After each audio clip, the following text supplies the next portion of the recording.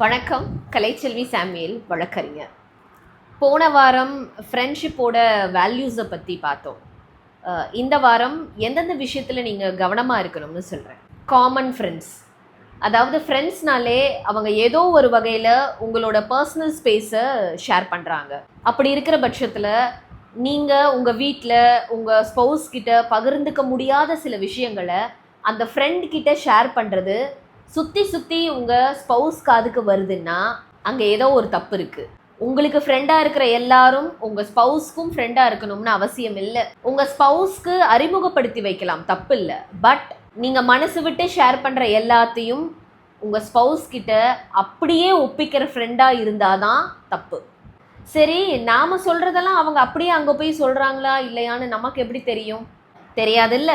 அப்போது common friends கிட்ட உங்கள் பர்சனல் விஷயங்களை ஷேர் பண்ணாதீங்க.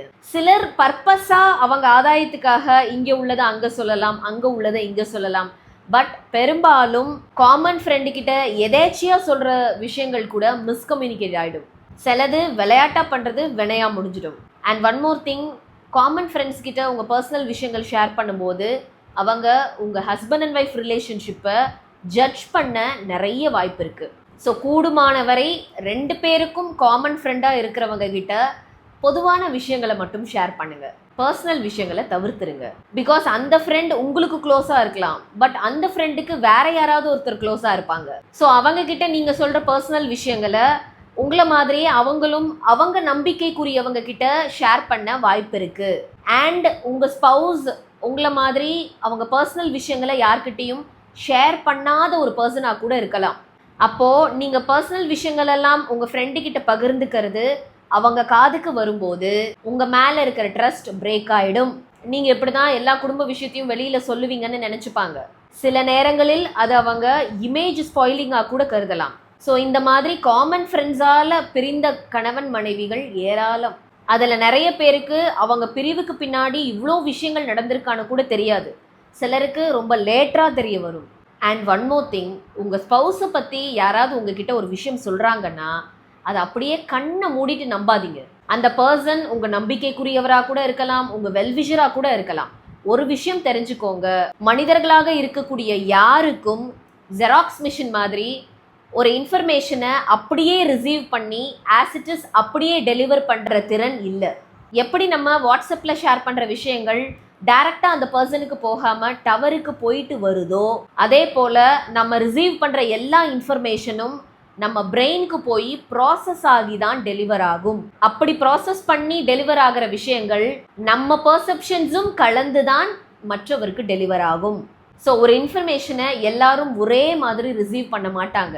அதை ரிசீவ் பண்ணுற நபர் அவங்களோட பாஸ்ட் எக்ஸ்பீரியன்ஸை பேஸ் பண்ணி தான் அந்த இன்ஃபர்மேஷனை இன்டர்பிரேட் பண்ணுவாங்க. ஸோ இதில் யார் தப்பு யார் சரின்னு ஆராய்ச்சி பண்ணுறதை விட அந்த இன்ஃபர்மேஷனில் எது சரி எது தப்புன்னு ஆராய்வது அவசியம். ஆர் அந்த விஷயம் முழுமையாக சரியாகத்தான் இருக்கும் ஆர் முழுமையாக தவறாகத்தான் இருக்கும்னு அனுமானிக்கிறதுக்கு முன்னாடி அதை சம்மந்தப்பட்டவங்க கிட்ட ஓப்பனாக கேட்கறது தான் சரி. நீங்கள் மனசுக்குள்ளேயே வச்சுக்கிட்டா உங்களை அறியாமல் நீங்கள் மற்ற எல்லா விஷயங்களையும் அதோட சம்மந்தப்படுத்தி பார்க்க ஆரம்பிச்சிடுவீங்க. ப்ளஸ் எப்போ கணவன் மனைவிக்குள் ட்ரஸ்ட்டும் டிரான்ஸ்பரன்சியும் இல்லையோ அப்போவே தேர்ட் பர்சனோட இன்டர்வென்ஷன் அதிகமாக வாய்ப்பு இருக்குது. அண்ட் நம்ம பார்க்குற பழகிற எல்லாத்தையும் ஃப்ரெண்ட்ஸ் லிஸ்ட்டில் சேர்த்து எல்லாரையும் ஒரே மாதிரி ட்ரீட் பண்ணணும்னு அவசியம் இல்லை. லாயல் ஃப்ரெண்ட்ஸும் டைம் பாஸ் ஃப்ரெண்ட்ஸும் ஒன்றும் கிடையாது. தயவு செய்து எல்லாரையும் ஒரே மாதிரி ட்ரீட் பண்ணாதீங்க. ஃபார் எக்ஸாம்பிள், சில ஃப்ரெண்ட்ஸ் அவுட்டிங் போக மட்டும் ஒன்று சேருவாங்க, சில ஃப்ரெண்ட்ஸ் ரேராக தான் மீட் பண்ணுவீங்க, பட் எமோஷ்னலாக ரொம்ப கனெக்ட் ஆகியிருப்பீங்க. சில ஆஃபீஸ் கொலீக்ஸ் எல்லாம் பேசி பழகி சிரிக்க மட்டும்தான் உங்களை யூஸ் பண்ணிக்குவாங்க. பெருசாக உங்களை அவங்களோட க்ளோஸ் சர்க்கிளில் வச்சுக்கவே மாட்டாங்க. ஸோ அந்தந்த ஃப்ரெண்ட்ஸை அப்படியே அக்செப்ட் பண்ணி பழகுங்க. எல்லா ஃப்ரெண்ட்ஸையும் க்ளோஸ் ஃப்ரெண்ட்ஸ் ஆக்கிக்கணும்னு முயற்சி பண்ணாதீங்க. Most important thing, please don't compare yourself with your friends. என் ஃப்ரெண்டோட ஹஸ்பண்ட் ஆர் என் ஃப்ரெண்டோட ஒய்ஃப் எல்லாம் ஆஹா ஓஹான்னு இருக்காங்க, நமக்கு மட்டும் அப்படி இல்லையேன்னு கம்பேர் பண்ணாதீங்க. நிம்மதி போயிடும். அவங்களுக்கு பெஸ்ட்டாக அமைஞ்ச சில விஷயங்கள் உங்களுக்கு குறையா இருக்கும், அதே போல் உங்களுக்கு பெஸ்ட்டாக அமைஞ்ச சில விஷயங்கள் அவங்களுக்கு குறையா இருக்கும். ஸோ எல்லாரும் எல்லா விஷயத்துலையும் பெஸ்ட்டாக இருக்க மாட்டாங்க. நன்றி.